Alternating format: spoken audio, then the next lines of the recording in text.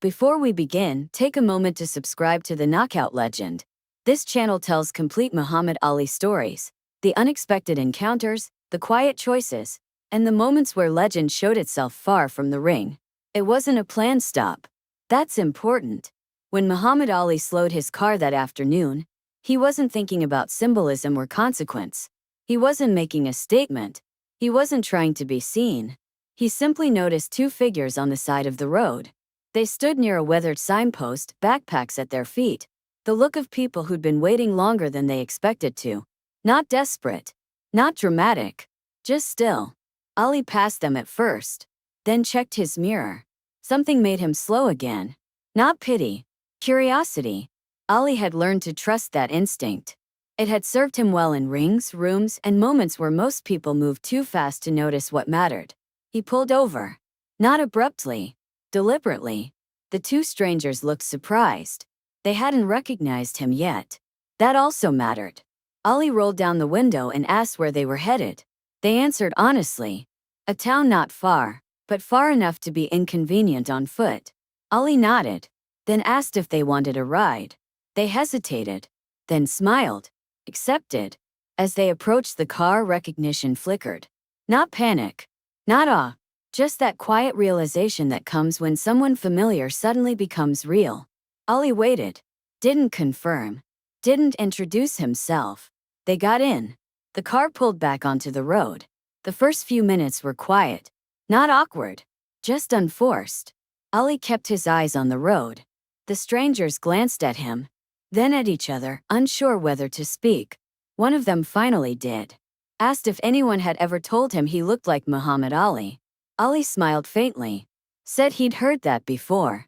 That answer confused them. They laughed nervously, then looked closer. Recognition landed fully this time. They apologized immediately. For staring, for assuming, for not knowing what else to say. Ali waved it off. He said rides don't require introductions. The tension dissolved. Conversation began. Not about boxing. About travel. About where they'd come from. Why they were on the road. They spoke freely. Because Ali hadn't turned the moment into something formal. Ali listened. More than he spoke. That was his way. The strangers talked about moving through places where people judged them quickly. About being misunderstood. About being seen as something before being known. Ali nodded. He didn't interrupt. He understood that territory well. One of them eventually asked him if it bothered him being recognized everywhere. Ali considered the question, then answered carefully. He said recognition isn't the burden. Expectation is. They didn't fully understand yet, but they felt the weight behind the words. The road stretched on. The town approached slowly. Ali asked what they planned to do when they got there. They shrugged, said they'd figure it out. That uncertainty didn't bother them. Ali smiled again. He liked people who weren't afraid of not knowing what came next. As they drove, another car passed them. The driver stared, then slowed, then stared harder. Recognition spread outward now. Ali noticed. The strangers noticed too. Their posture shifted slightly. Not fearful. Aware. Ali didn't change speed. Didn't acknowledge it. Soon another car slowed. Then another. Ali understood how this worked. Word traveled fast when it wanted to. One of the strangers asked if Ali was worried about attention. Ali shook his head. He said attention isn't dangerous. Confusion is. The town came into view. Small. Quiet. The kind of place where nothing usually happens until it does. Ali pulled into a gas station. Stopped. Turned off the engine. The strangers assumed this was where they'd part ways. They thanked him. Genuinely. Prepared to get out. Ali didn't unlock the doors yet. He asked them one more question. He asked if they'd eaten. They exchanged glances. Then admitted they hadn't. Not properly. Ali nodded. Reached into his pocket. Pulled out some cash. More than enough. He handed it to them. Not ceremonially. Casually. They refused at first. Embarrassed. Uncomfortable. Ali didn't insist. He simply said the ride was free. The meal wasn't charity. That distinction mattered. They accepted. Thanked him again. By now, people around the gas station had noticed. Whispers started. Phones came out. Ali opened the doors. The stranger stepped out. And that's when the situation shifted. Someone called out his name.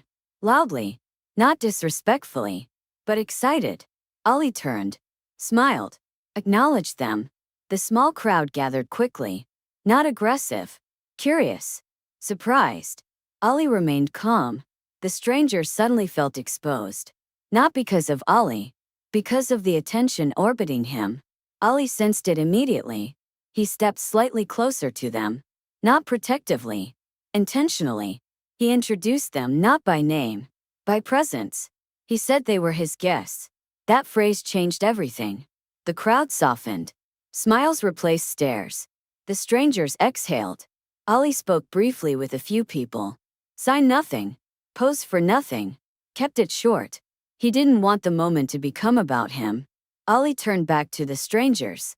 Told them where to eat. What to order. Who to ask for. He said goodbye. Simply. As he drove away, the crowd dispersed slowly. The town returned to itself. The stranger stood there. Holding cash. Holding context. Holding something they hadn't expected when they'd stepped onto the road that morning. They didn't know yet what that something was. Not fully. Ali didn't look back as he left. He rarely did. But the impact of that short ride hadn't ended at the gas station. It was only beginning. Because what Ali had done wasn't dramatic. It wasn't generous in a way that demanded gratitude. It was something quieter. Something rare.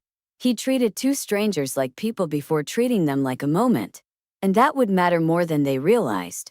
The gas station returned to its normal rhythm faster than anyone expected. Cars pulled in. Engines shut off.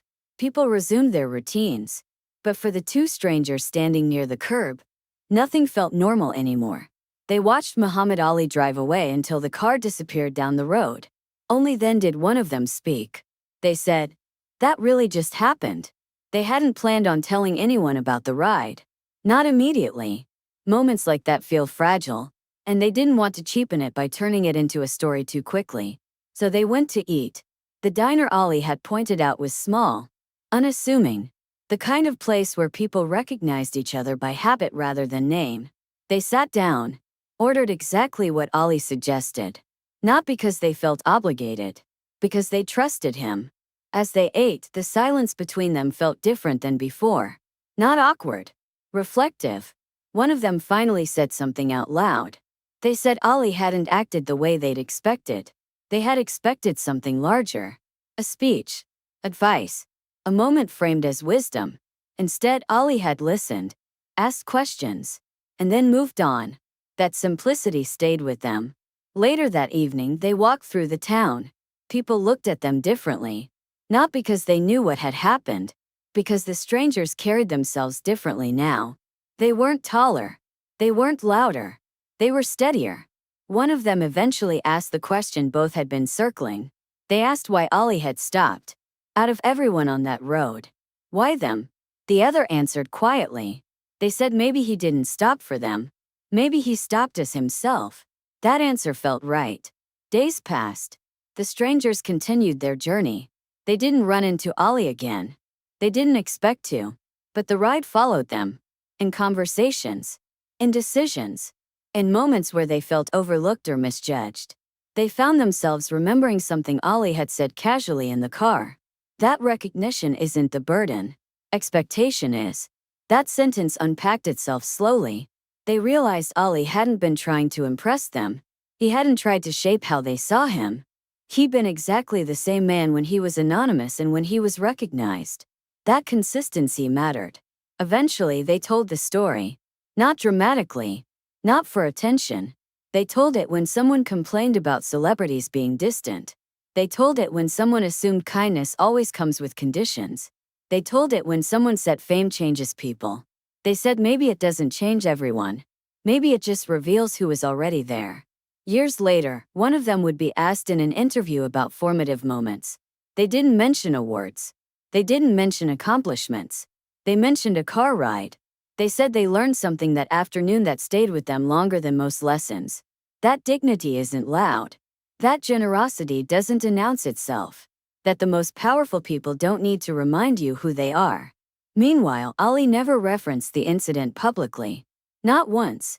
He didn't include it in speeches, didn't retell it for effect, didn't frame it as an example of kindness. Because to Ali it wasn't a story, it was just a choice. Someone close to him once asked why he picked up strangers at all. Why take the risk? Why bother? Ali answered honestly. He said everyone is a stranger until someone decides they aren't. That was the entire explanation. Ali moved through the world that way. Open but not naive. Present but not performative. He understood something most people didn't. That kindness doesn't scale. It doesn't work better when it's public. It works best when it's unnoticed. That ride wasn't meant to teach a lesson. It wasn't meant to become legend. But it did something quieter. It gave two people a new reference point. A moment they could return to whenever the world felt colder than it needed to be. They never felt obligated to pay it forward in some dramatic way. They didn't turn it into a rule. They just noticed people more. Listened longer. Assumed less. That was enough. Ali continued being Ali. Winning and losing. Speaking and listening. Being recognized and being ignored. He didn't separate the man from the moment. To him, they were the same thing. Years later, someone asked Ali in passing what he thought about fame. Whether it made life easier or harder. Ali smiled faintly. He said fame doesn't change how you treat people. It just changes how often people watch. That answer explained the ride better than any retelling ever could. On that road that afternoon there were no cameras. No audience. No expectation. Just a man. A car. Two strangers. And a choice. Muhammad Ali didn't give them a ride because he was a champion. He gave them a ride because he was human. And that was what surprised everyone. Not the stop. Not the generosity. But the absence of performance. Ali never followed up. Never checked in. Never looked back. He trusted that the moment would land where it needed to. And it did. Because long after the road faded behind them, the strangers understood something clearly. That legends aren't defined by the moments everyone sees. They're defined by the ones no one expects. Muhammad Ali gave two strangers a ride. Then he drove on. And in doing so, he left behind something far more lasting than a story. He left behind a standard. One quiet enough to miss. But strong enough to change how you move through the world once you've seen it.